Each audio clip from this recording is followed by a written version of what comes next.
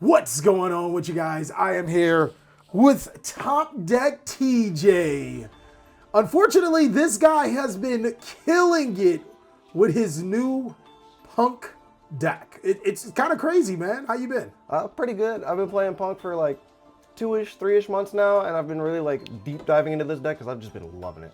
Yeah, and it's actually a really good deck. A lot better than what people give it credit to. You've been going what again? I've been going XO at locals. I've been going undefeated. It is super crazy, but there's some special sauce that's going to tell you why. Okay, all right. Well, I'm excited to see what your deck profile is. And of course, if you guys did not know, TopDeckTJ does have its own YouTube channel. He's making that bad puppy, so go ahead and subscribe before it is too late. But let's go ahead and get into your profile. Let's see exactly what you're playing. Let's go ahead and do it. All right. So I'm going to be playing 3 Z-Almond. I like to call these the babies because they're all level 3. This is going to be your monster search. They all pay 600 life points in order to get there. Okay. This is the best card in Yu-Gi-Oh! Currently. Not only can you fusion summon on your turn, but your opponent's turn, you're synchro summoning into Punk monsters, which, if you know why, you know why, but we'll get there as well. So it allows you to synchro summon into Amazing Dragon, or if you have the level 5 on field, a Jam Dragon Drive, but okay, basically any Punk synchro. Okay, cool. On your opponent's turn, and then fusion summon on your turn. Correct. Okay, cool. And then you play 1 terraforming of the Punk monsters because this searches your Pot of Greed, essentially. Like, why wouldn't you play Pot of Greed? Okay. You play 1 copy of Madam Spider. Essentially, you want to like minimize on all the other ones because you don't want to see them as often. They're all searchable. You can also summon them off of like Foxy Tune and stuff, which we'll get to. But this is going to be your trap search, so it searches you like Dangerous Gaboo and stuff. The Madam Spider. Exactly. Okay. Foxy Tune. This allows you to see any combo you want in the deck, regardless of like your hand. As long as you have this and a discard fodder, you're guaranteed combo. And what I like about it is that it sends for resolution. Correct. It only discards itself on cost, and like you said, on resolution, it will discard 1 more card, and that is really good in today's standards because a lot of cards want to be discarded by card effect and not cost. Yeah, so. and then also, well, it discards or it sends. Hold on, what? Well, it sends. Oh, okay, all right. Either way, you don't want to like. Yeah, it's so not a cost, so you can still get effects off. Yeah. So if your opponent stops it, you don't have to like get rid of that extra. Yeah, you're not going. You're not giving out knowledge. Yeah. Okay. Yeah. Cool. You almost had me for discarding. Like, yo, TJ, what are we doing here? No. And then we play 3 Ogre Dance. This is also a 1-card combo because it allows you to search any of the Punk monsters that are non-level 8. Same thing with Foxy Tune Summon. So this allows you to basically see anything you want. And then pretty much you want to banish Foxy Tune or Ogre Dance if you don't have a card in the graveyard that's like non-level 3 Punk for Extreme Sessions. Okay, and we'll talk about Extreme Sessions, obviously. Yes. So these Punk cards actually have other effects that people sleep on, like. So yeah, and Foxy Tune and Ogre Dance actually do have some really neat effects. Something I will deep dive in for you guys. Foxy Tune can summon itself, and then you gain attack when you destroy a monster by battle of that original attack. So that definitely comes up when they say, Yu-Gi-Oh players, you're in battle phase attack.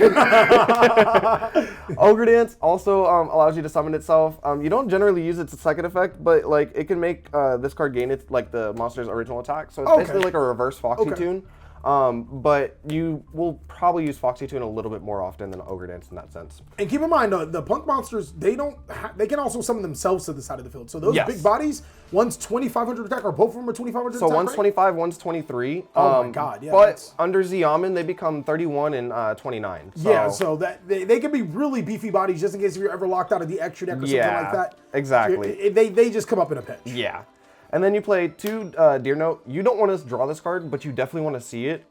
You also sometimes need the second one on like your turn 4 or 5 because you might have gotten board wiped, but you controlled the game enough that you can just go for game by having the second one. I mean, and speaking about drawing it, there are so many times where I stop you in your combo and you're just like, oh, well, I got Deer Note dead. Let me keep playing. Yeah. Like, it is definitely not the worst thing to draw in a row. You still have so many combos. You just don't want to open it, essentially. If you draw it off of Extreme Sessions, you're perfectly fine with it because it allows you to still summon level 3s, level 8s. You can summon itself, so it still allows combo. Just be TopDeckTJ. Yeah. And then for some of the spice, some of you might know about it already. 3 copies of Kashira Fenrir. Oh yeah. This, let alone at locals, at YCS, I had a tier elements game that I banished his Rulu Kalos between 2 different games because he just allowed me to sit on board with this. Okay.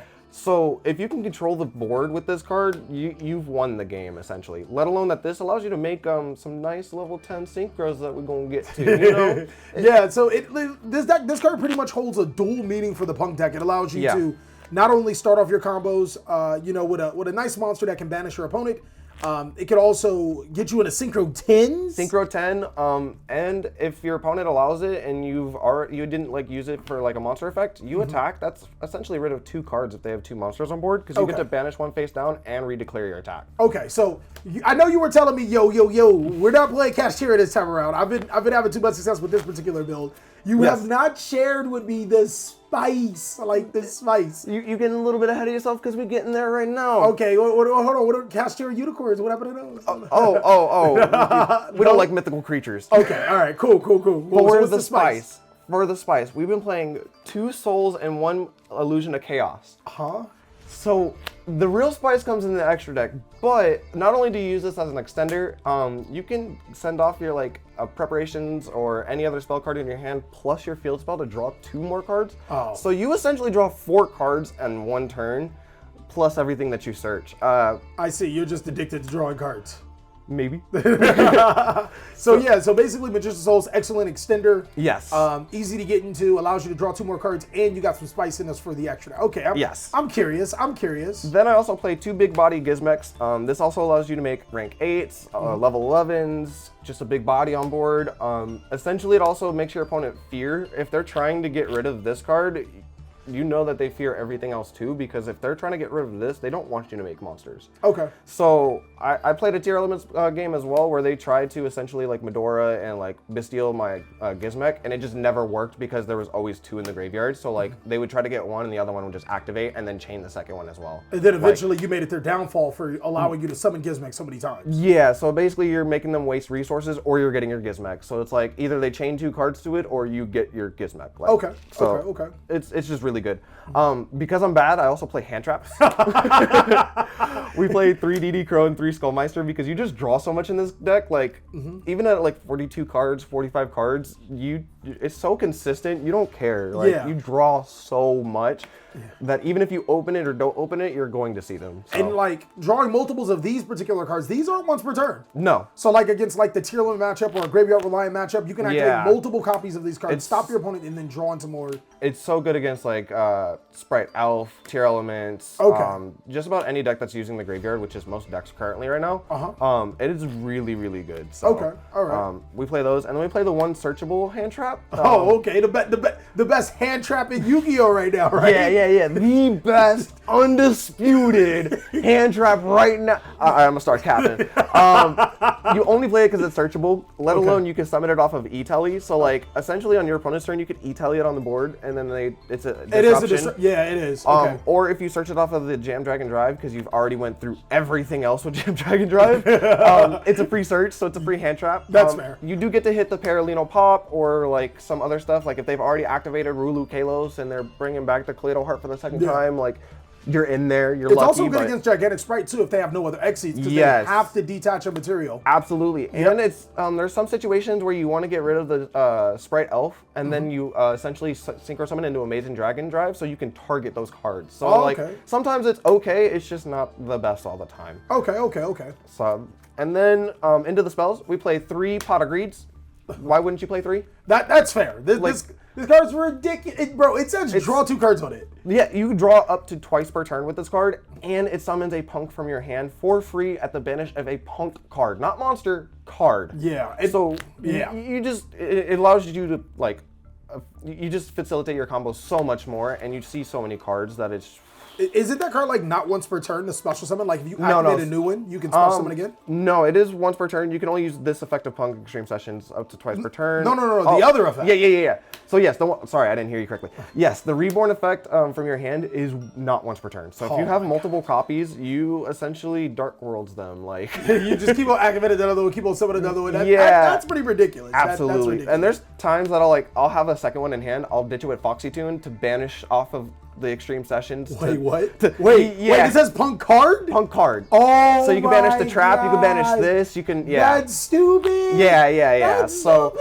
A lot of times you don't even get rid of your Foxy Tune out of the grave because you summon it back with Amazing Dragon. You're like, I banished the spell. Oh, wow. That's dumb. That's dumb. And then the freest card in the game, Emergency Teleport. Okay. If you draw this plus combo, it's game, right? You essentially won the game, let alone your opponent is never playing Yu-Gi-Oh. Like, okay.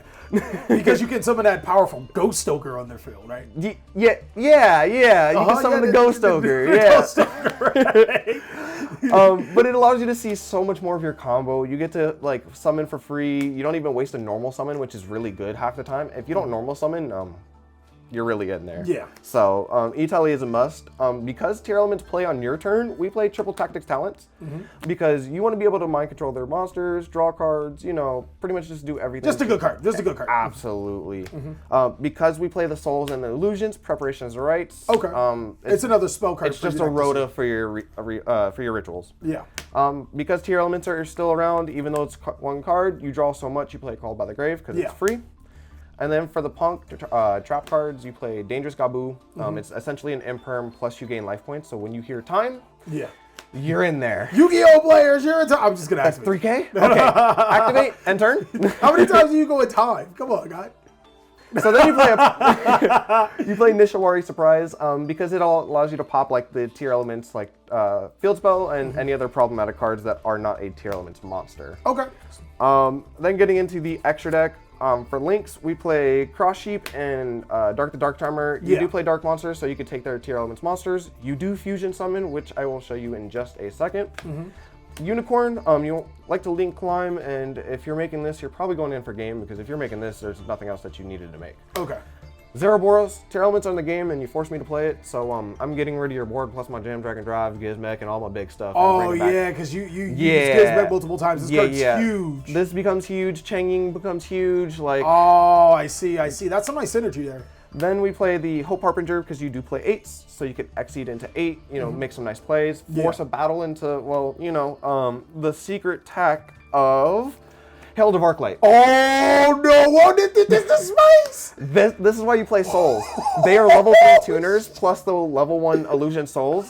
So you make an Omni Negate plus the Hope Harbinger. They can't attack into this, and the tier elements cannot play. Bro, wait. So hold on. They can't attack into your Hope Harbinger, and they can't attack into the Herald. And yeah. So you just like those Ishizu cards are like nope. Yeah. Oh, Kelbeck who, Agito who. Oh, that's ridiculous. Yeah, so like that is just really good. Okay, so I'm assuming that's like stole games, just like hands down. No, I make this right off bat if I see tier elements. Like game 2, I'm like, yeah, I won game 1. We're winning game 2 too. Like, like you're not playing Yu-Gi-Oh.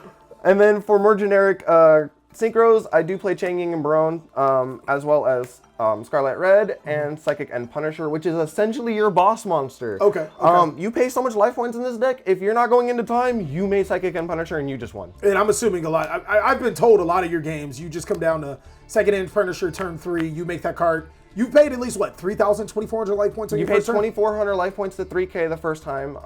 And then turn 2, you can make yourself basically like 600 life points and just like look at your opponent and be like, game? They have, well, hold on. Let's do some quick maths. If they have 8,000 life points and you have 600 life points. That's 7,400 to gains plus the 3,500. So it becomes like 11,400 or something, 11,900 or something. So as long as you're attacking to like a 3,400. Oh no, it's going to banish the monster that they have. I pay 1,000 life points and banish their monster. Oh my, what are we doing here? Winning!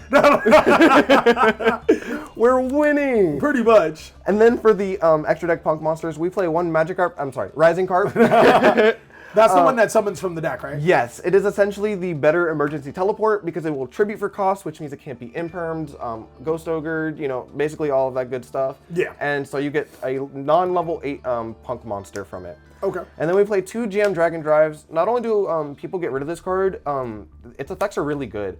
So even if you go into turn 2 and you got rid of this by synchro summoning, you can summon it again, let alone search more level 3s. This is what searches Ghost Ogre for you.